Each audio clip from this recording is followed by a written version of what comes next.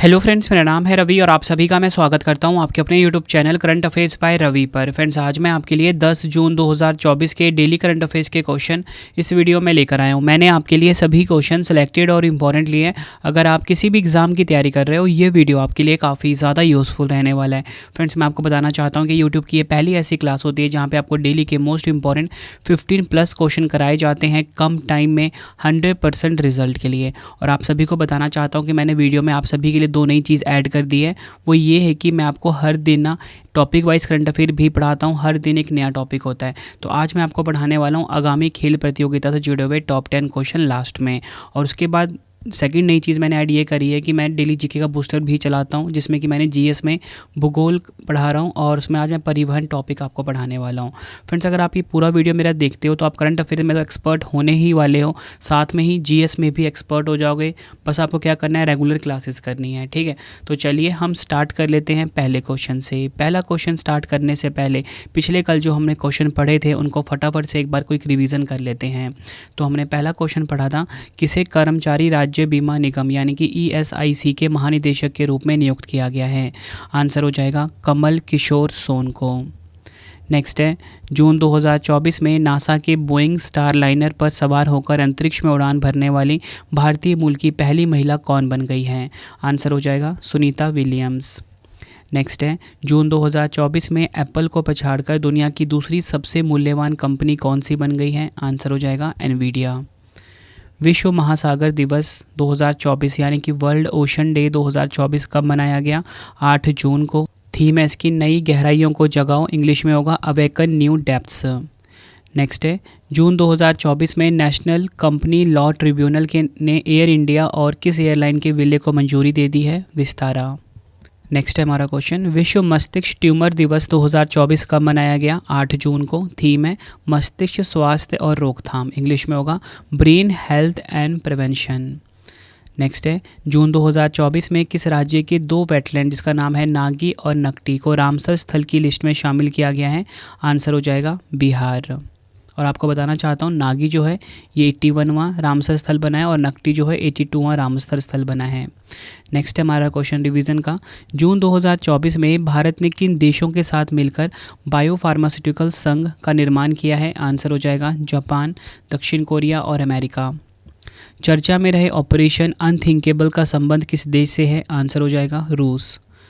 जून 2024 में स्वदेशी वायु गुणवत्ता निगरानी प्रणाली जिसका नाम है AQAIMS और एयर प्रवाह ऐप किसने लॉन्च किया। इलेक्ट्रॉनिक्स और सूचना प्रौद्योगिकी मंत्रालय ने। नेक्स्ट है हमारा क्वेश्चन, जून 2024 में वायु प्रदूषण से निपटने के लिए किस राज्य की सरकार ने 10,000 करोड़ रुपए की परियोजना शुरू करने की घोषणा की है। आंसर हो जाएगा हरियाणा। इंडो पैसिफिक आर्थिक ढांचा यानी कि IPEF स्वच्छ अर्थव्यवस्था निवेशक फोरम 2024 कहां पर आयोजित हुई है। सिंगापुर में। जून 2024 में पुनः सक्रिय हुआ किलाउआ ज्वालामुखी कहां पर स्थित है। अमेरिका में। नेक्स्ट है, अनारक्षित सीट से जीतने वाली सबसे कम उम्र की आदिवासी महिला सांसद कौन बनी। प्रियंका जारकिहोली। अगला क्वेश्चन, संयुक्त राष्ट्र के WSIS 2024 चैंपियन पुरस्कार से किसे सम्मानित किया गया है। C.DOT को। फ्रेंड्स, ये आपको मैंने मोस्ट इंपॉर्टेंट पिछले कल जो क्वेश्चन करवाए थे 15 उनका क्विक रिवीजन करवा दिया। तो चलिए फ्रेंड्स, आज हम शुरू कर लेते हैं आज के पहले क्वेश्चन से। और आपको बताना चाहता हूँ, जो आपको मैं पढ़ाता हूँ शाम को उसका टेस्ट भी लेता हूँ। तो mobile application Ravi study GK को आप ज़रूर इंस्टॉल कर ले। बाकी इन्फॉर्मेशन आपको मैं लास्ट में देने वाला हूँ कि टेस्ट आप कैसे डेली फ्री में दे सकते हो। तो चलिए शुरू करते हैं। पहला क्वेश्चन है, जून 2024 में भारत में किसने लगातार तीसरी बार प्रधानमंत्री की पद की शपथ ली है। राइट आंसर हो जाएगा ऑप्शन सी, नरेंद्र मोदी जी। नरेंद्र मोदी जी हमारे देश के लगातार तीसरी बार प्रधानमंत्री बन गए हैं, ये आपको ध्यान रखना है।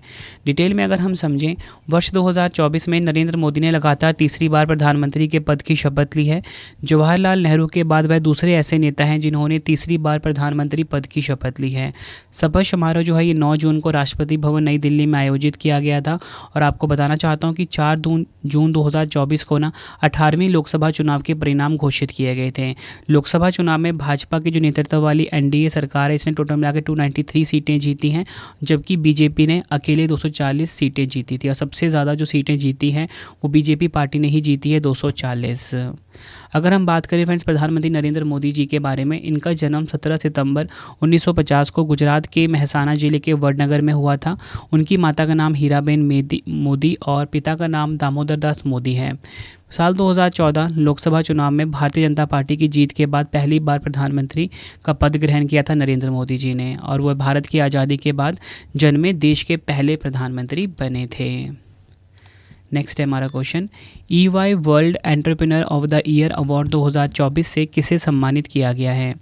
राइट आंसर हो जाएगा इस क्वेश्चन का हमारा ऑप्शन डी, वेलियन सुब्बैया। ये आपको ध्यान रखना है, वेलियन सुब्बैया को EY world entrepreneur of the year award 2024 से सम्मानित किया गया है। डिटेल में अगर हम समझें, ट्यूब इन्वेस्टमेंट ऑफ इंडिया यानी कि TII के कार्यकारी उपाध्यक्ष और Cholamandalam investment and finance company limited के अध्यक्ष वेलियन सुब्बैया को EY world entrepreneur of the year 2024 से सम्मानित किया गया है। सुब्बैया यह प्रतिष्ठित पुरस्कार पाने वाले चौथे भारतीय हैं। इससे पहले यह पुरस्कार NR नारायण मूर्ति, उदय कोटक और किरण मजूमदार शाह को दिया जा चुका है। और फ्रेंड्स अगर हम बात करें EY पुरस्कार के बारे में, EY entrepreneur of the year 2024 एक वैश्विक पुरस्कार है। यह पुरस्कार उन व्यक्तियों को दिया जाता है जो अर्थव्यवस्था को बढ़ावा देने में कदम बढ़ाते हैं और वैश्विक चुनौतियों का समाधान करते हैं। फ्रेंड्स इस क्वेश्चन में मैंने आपको ये तो बता दिया कि जो वेलियन सुब्बैया हैं इनको कौन सा पुरस्कार मिला है। इनको मिला है EY world entrepreneur of the year award 2024। अगर फ्रेंड्स हम बाकी के ऑप्शन डिस्कस करें तो ये सभी नाम आपको जाने पहचाने लग रहे होंगे। कैसे लग रहे हैं देखो मैं आपको बताता हूँ। अगर हम बात करें आलोक शुक्ला जी की, तो आलोक शुक्ला जी को मिला है गोल्डमैन पर्यावरण पुरस्कार, ठीक है, ये आपको ध्यान रखना है। और अगर हम बात करें श्रीनिवास R कुलकर्णी जी की, तो इनको मिला है शॉ पुरस्कार, ठीक है। और निमहंस संस्था का नाम है, आप सभी को पता है, और निमहंस को ना नेल्सन मंडेला पुरस्कार 2024 से सम्मानित किया गया है। आई होप आपको ये सभी के सभी ऑप्शंस क्लियर हो गए होंगे। अगला क्वेश्चन कर लेते हैं। ISSF यानी कि अंतर्राष्ट्रीय निशानेबाजी खेल महासंघ विश्व कप 2024 में सरबजोत सिंह ने 10 मीटर एयर पिस्टल में कौन सा पदक जीता है? राइट आंसर हो जाएगा इस क्वेश्चन का ऑप्शन सी, स्वर्ण पदक जीता है। यह फ़ोटो आप देख सकते हो सरबजोत सिंह की। डिटेल में अगर हम समझें, अंतर्राष्ट्रीय निशानेबाजी खेल महासंघ यानी कि ISSF विश्व कप एक प्रतिष्ठित शूटिंग टूर्नामेंट है। जर्मनी के म्यूनिक में आयोजित किया गया है। भारतीय निशानेबाज सरबजोत सिंह ने पुरुषों की 10 मीटर एयर पिस्टल स्पर्धा में भारत के लिए गोल्ड जीता है। सरबजोत सिंह का ISSF विश्व कप में दूसरा व्यक्तिगत स्वर्ण पदक है।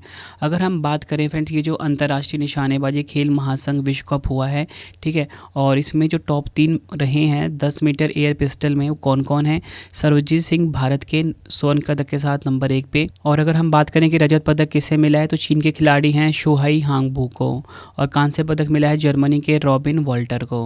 इसी के साथ फ्रेंड्स अगर हम बात करें कि शीर्ष 3 महिला खिलाड़ी कौन रही है, तो स्वर्ण पदक के साथ सियोनेड मैकिंटोश जो कि ब्रिटेन की खिलाड़ी हैं, ये गोल्ड जीता है इन्होंने और ये नंबर 1 पे है, ठीक। गोल्ड वाला काफ़ी इंपॉर्टेंट रहेगा आपके लिए, ठीक है। और इसी के साथ मैं आपको बताना चाहता हूँ, रजत पदक जीता है हान जियायू, चीन की खिलाड़ी हैं। और कांस्य पदक जीता है भारत की खिलाड़ी शिफत कौर समरा ने। फ्रेंड्स यहाँ पे बात हुई है ISSF की, तो मैं आपको बताना चाहता हूँ, देखिए जैसे कि ना आपको पता है क्रिकेट खेल को कौन रेगुलेट करता है? ICC रेगुलेट करता है, ठीक है। टेनिस को ATP रेगुलेट करता है, और उसके बाद शतरंज को FIDE रेगुलेट करता है। उसी प्रकार पूरे वर्ल्ड में जो निशानेबाजी का खेल होता है उसे ISSF रेगुलेट करता है। फुल फॉर्म तो आपको पता लग गया, अंतर्राष्ट्रीय निशानेबाजी खेल महासंघ। स्थापना 1907 में हुई थी। इसका मुख्यालय काफ़ी बार एग्जाम में पूछा जाता है, वो है जर्मनी के म्यूनिख में। अध्यक्ष हैं ल्यूसानो रॉसी। नेक्स्ट है हमारा क्वेश्चन, एग्जाम के लिए काफ़ी इंपॉर्टेंट है ये भी। फ्रेंच ओपन 2024 में महिला एकल का खिताब किसने जीता है? राइट आंसर हो जाता है इस क्वेश्चन का हमारा option A, Eega Swiatek. Eega Swiatek ने फ्रेंच ओपन 2024 में महिला एकल यानी कि वुमेन सिंगल का खिताब अपने नाम करा है। डिटेल में अगर हम समझें, फ्रेंच ओपन 2024 के महिला एकल के फाइनल में विश्व नंबर 1 पोलैंड की ईगा स्विटेक ने 12वीं वरीयता प्राप्त इटली की जैस्मिन पाओलिनी को हराकर शीर्ष स्थान हासिल कर लिया है। यह उनका चौथा फ्रेंच ओपन खिताब है। और आपको बताना चाहता हूँ 2020, 2022 और 2023 में वह चैंपियन बनी थी। किनकी बात हो रही है यहाँ पे? ईगा स्विटेक की। 2007-2009 में जस्टिन हेनिन के बाद लगातार 3 बार फ्रेंच ओपन जीतने वाली पहली महिला भी बन गई हैं, ये भी आपको ध्यान रखना है। नेक्स्ट है हमारा क्वेश्चन, किसे पीएनबी मेटलाइफ इंडिया इंश्योरेंस के एमडी एंड सीईओ के रूप में नियुक्त किया गया है? राइट आंसर हो जाएगा ऑप्शन डी, समीर बंसल। ये आपको ध्यान रखना है, समीर बंसल को पीएनबी मेटलाइफ इंडिया इंश्योरेंस का एमडी एंड सीईओ नियुक्त किया गया है। डिटेल में अगर हम समझें, पीएनबी मेटलाइफ इंडिया इंश्योरेंस ने समीर बंसल को अपना नया प्रबंध निदेशक और मुख्य कार्यकारी अधिकारी नियुक्त किया है, यानी कि एमडी एंड सीईओ नियुक्त किया है। समीर बंसल पूर्व एमडी और सीईओ आशीष श्रीवास्तव की जगह लेंगे। PNB MetLife India insurance Punjab national bank की जीवन बीमा कंपनी है। अगर हम और बात करें पीएनबी मेटलाइफ इंडिया इंश्योरेंस की, भारत की अग्रणी जीवन बीमा कंपनियों में से एक है। 2001 में इसकी स्थापना हुई थी। मुख्यालय मुंबई महाराष्ट्र में है, ये आपको ध्यान रखना है। देखो फ्रेंड्स, यहाँ पे मैंने आपको ये तो बता दिया कि यहाँ पे समीर बंसल जो हैं ये एमडी एंड सीईओ बने हैं किसके? पीएनबी मेटलाइफ इंडिया इंश्योरेंस के। और फ्रेंड्स, हम ना बाकी के ऑप्शन भी एक बार डिस्कस कर लेते हैं। यहाँ पे बात हुई है हितेश कुमार सेठिया की, तो इनको ना जियो फाइनेंशियल, ठीक है, जियो फाइनेंशियल का एमडी एंड सीईओ नियुक्त किया गया है। इसी के साथ अगर हम बात करें अमिताभ चौधरी जी की, तो इनको ना एक्सिस बैंक का फिर से एमडी एंड सीईओ बनाया गया है, ये आपको ध्यान रखना है। और इसी के साथ अगर हम बात करें संजीव नौटियाल की, संजीव नौटियाल को उज्जीवन स्मॉल फाइनेंस बैंक का एमडी एंड सीईओ बनाया गया है। ये सभी फैक्ट आपको ध्यान रखने हैं जो मैं आपको बता रहा हूँ। देखो फ्रेंड्स, मैं आपको ना वही पढ़ाऊँगा जो आपको एग्ज़ाम में पूछा जाएगा, ठीक है। कोई भी मैंने आपके लिए एक्स्ट्रा क्वेश्चन नहीं रखे, शीट में उतना ही पॉइंट रखा है जितना आपके लिए रेलेवेंट हो। कोई एक्स्ट्रा इन्फॉर्मेशन जो आपको रिक्वायर्ड नहीं होगा वो मैं आपको नहीं बताऊँगा, ठीक है। मतलब कम टाइम में मैं आपको 15 क्वेश्चंस करवाने वाला हूँ, साथ में ही टॉपिक वाइज भी बढ़ाने वाला हूँ, जीएस भी बढ़ाने वाला हूँ। अगला क्वेश्चन है, 2024 तीरंदाजी एशिया कप चरण 3 प्रतियोगिता में भारत के लिए एकमात्र स्वर्ण पदक किसने जीता है? राइट आंसर हो जाएगा ऑप्शन ए, कुमुद सैनी ने। डिटेल में अगर हम समझें, कुमुद सैनी ने दक्षिण कोरिया के सुवॉन शहर में आयोजित तीरंदाजी एशिया कप 2024 के तीसरे चरण में भारत के लिए एकमात्र गोल्ड जीता है। फाइनल में कुमुद ने दक्षिण कोरियाई पार्क येरिन को 143-140 से हराकर गोल्ड जीता है। भारतीय तीरंदाजी टीम ने एशिया कप में अपना अभियान 5 पदकों यानी कि 1 स्वर्ण, 2 रजत, 2 कांस्य के साथ समाप्त किया है। ये सभी फैक्ट आपको ध्यान रखने हैं।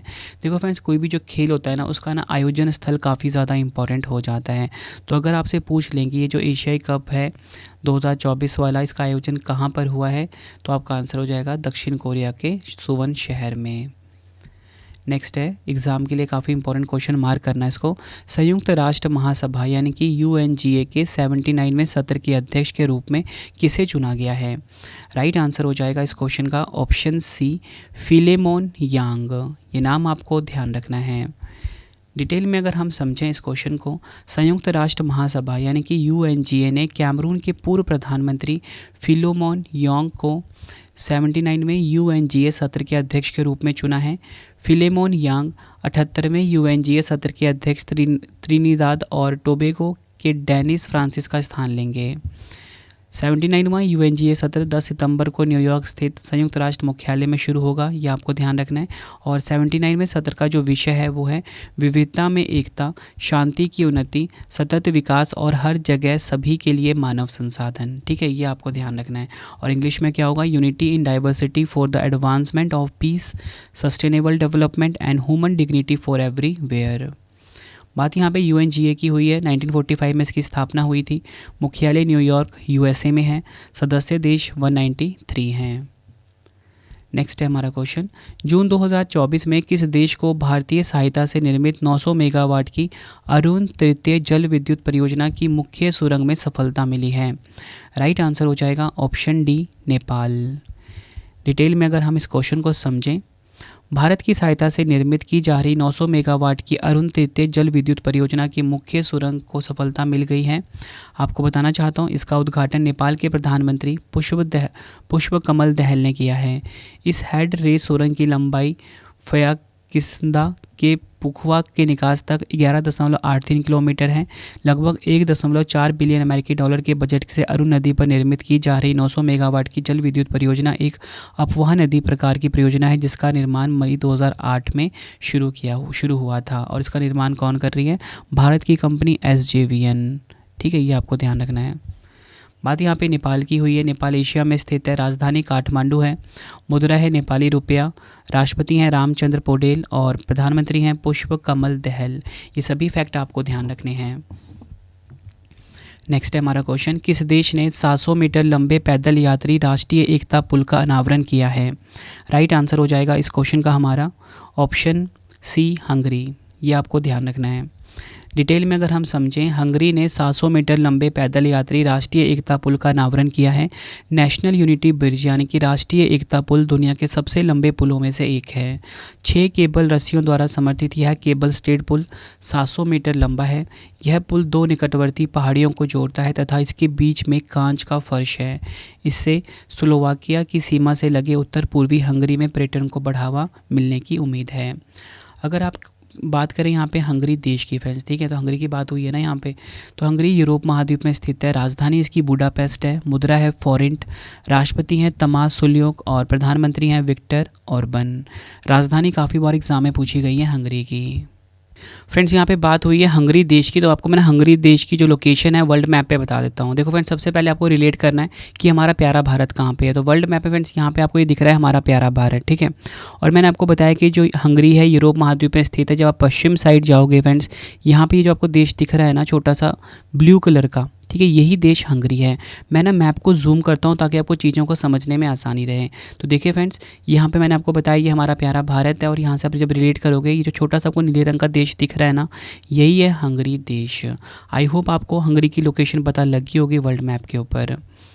तो चलिए अब हम नेक्स्ट क्वेश्चन देख लेते हैं। नेक्स्ट है, Dilip Bose life time achievement पुरस्कार 2024 से किसे सम्मानित किया गया है?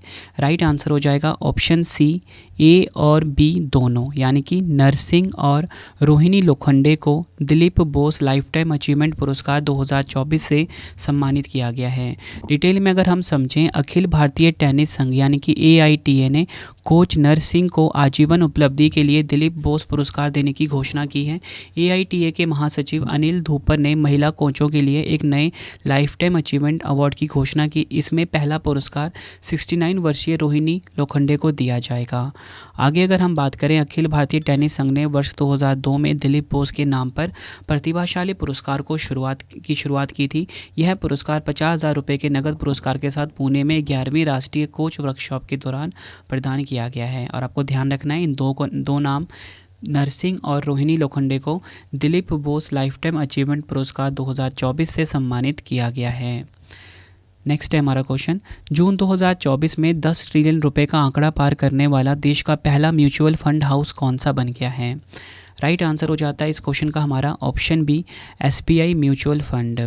इंपॉर्टेंट पॉइंट समझते हैं। SBI म्यूचुअल फंड भारत में 10 ट्रिलियन रुपए की प्रबंधनाधीन परिसंपत्तियों को पार करने वाला पहला म्यूचुअल फंड बन गया है।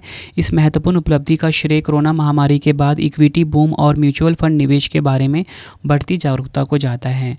SBI म्यूचुअल फंड की बात करते हैं, 29 जून 1987 को स्थापना हुई थी। मुख्यालय मुंबई महाराष्ट्र में है। MD and CEO हैं शमशेर सिंह। अगला क्वेश्चन है हमारा, भारतीय चुनाव आयोग यानी कि ECI के अनुसार आम चुनाव 2024 में कुल कितने प्रतिशत मतदान हुआ है? राइट आंसर हो जाता है इस क्वेश्चन का हमारा ऑप्शन बी, 65.79%। ये आपको ध्यान रखना है।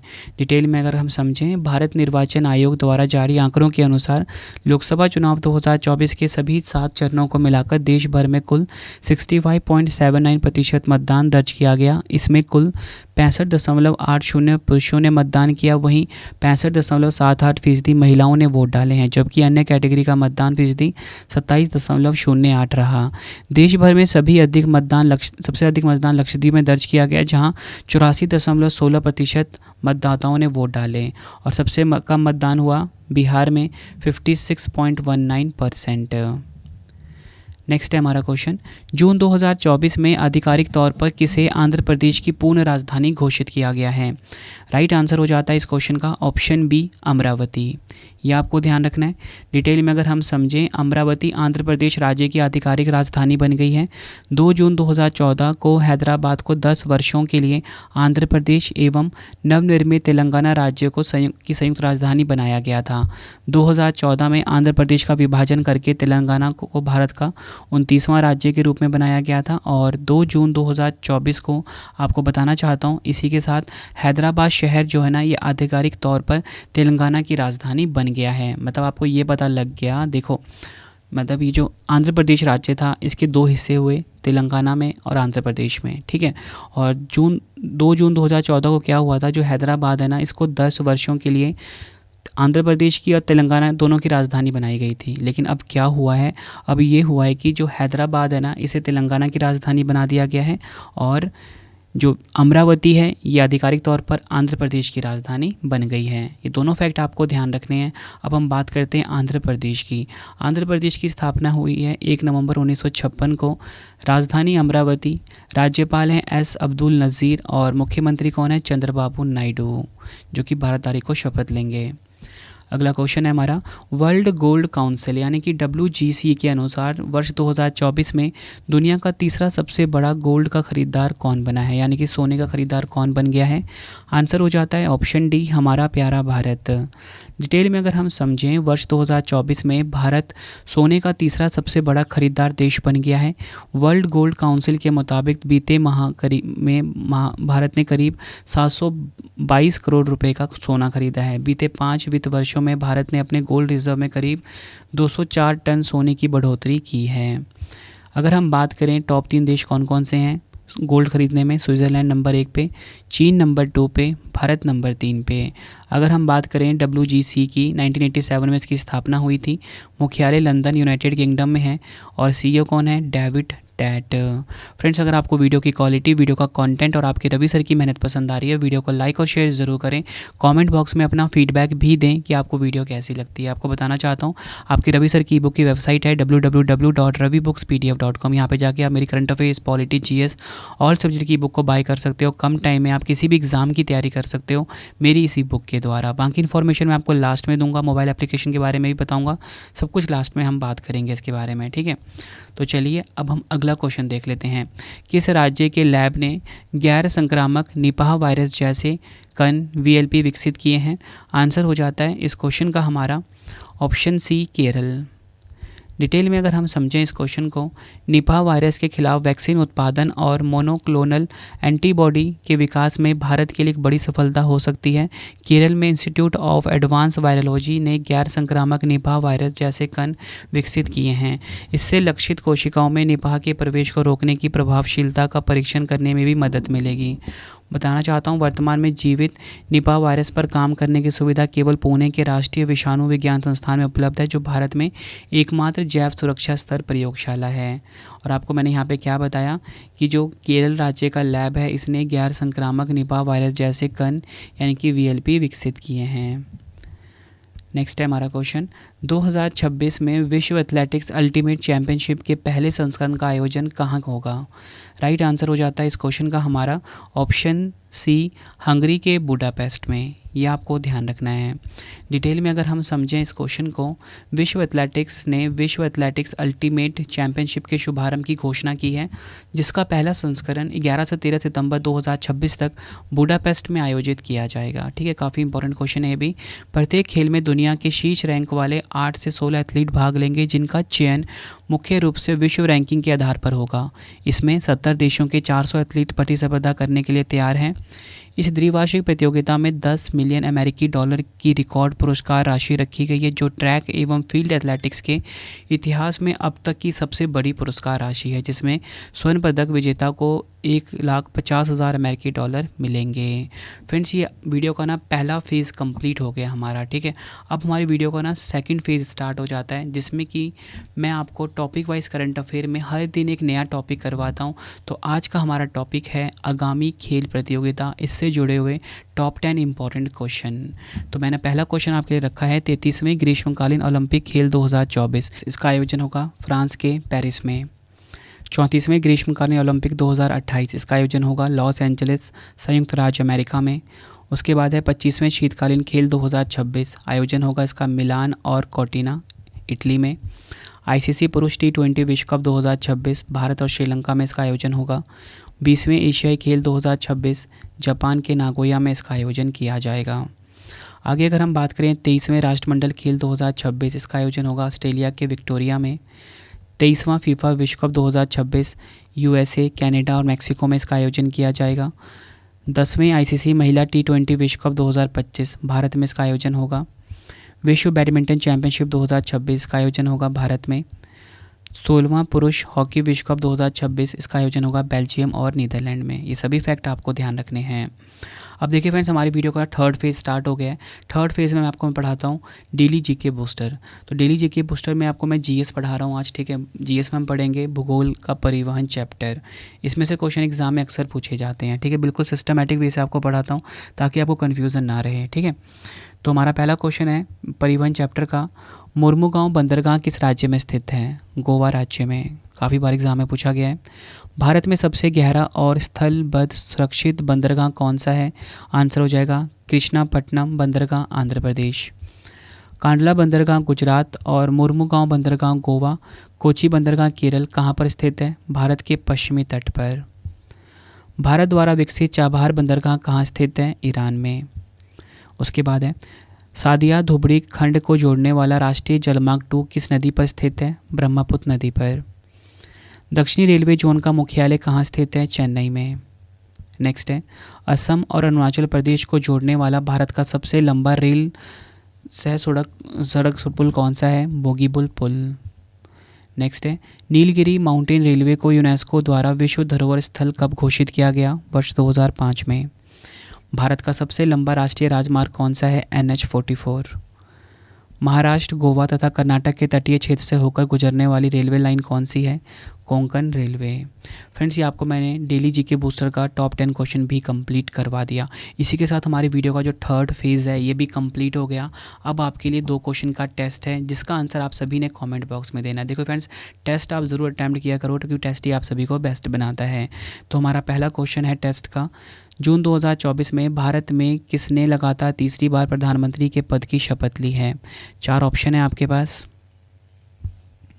दूसरा है फ्रेंच ओपन 2024 में महिला एकल का खिताब किसने जीता? दोनों क्वेश्चन का आंसर आपने कमेंट बॉक्स में देना है। वीडियो कैसी लगी आपने अपना फीडबैक भी ज़रूर देना है। उम्मीद करता हूँ फ्रेंड्स आपको वीडियो की क्वालिटी, वीडियो का कंटेंट और आपके रवि सर की मेहनत पसंद आई होगी। वीडियो अगर आपको पसंद आई है वीडियो को लाइक और शेयर ज़रूर करें। कमेंट बॉक्स में अपना फीडबैक भी दें कि आपको वीडियो कैसी लगती है और आपको वीडियो में क्या इंप्रूवमेंट करवानी है, ये भी आप मुझे कॉमेंट बॉक्स में ज़रूर बताएँ। मैं आपके लिए वो इंप्रूवमेंट ज़रूर करूँगा, ठीक है। इसी के साथ फ्रेंड्स आपको बताना चाहता हूँ कि अगर आपको कोई भी ई बुक बाय करनी है उसके लिए मेरा वेबसाइट है www.ravibookspdf.com।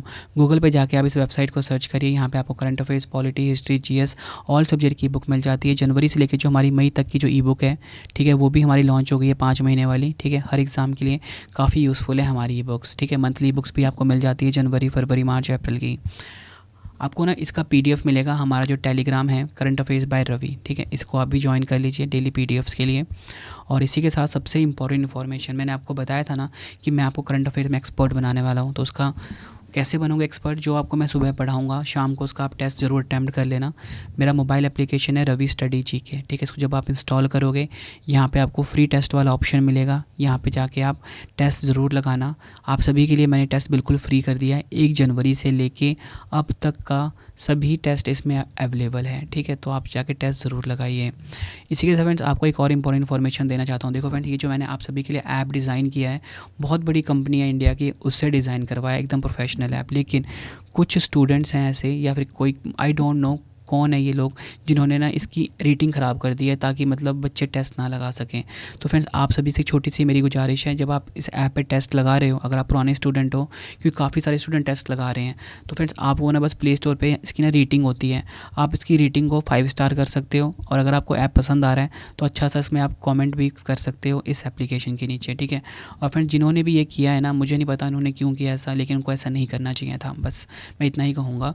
और आपको वीडियो कैसी लगी आप मुझे कॉमेंट बॉक्स में ज़रूर बताना। Friends daily current affair class मैंने स्टार्ट कर दी है, बस यही रीज़न है कि आप 100% स्कोर करके आओ अपने एग्ज़ाम में। 15 क्वेश्चन काफ़ी ज़्यादा होते हैं, इस ताकि रीज़न कराने का यही है कि एग्ज़ाम में आपका कोई भी क्वेश्चन छूटे ना।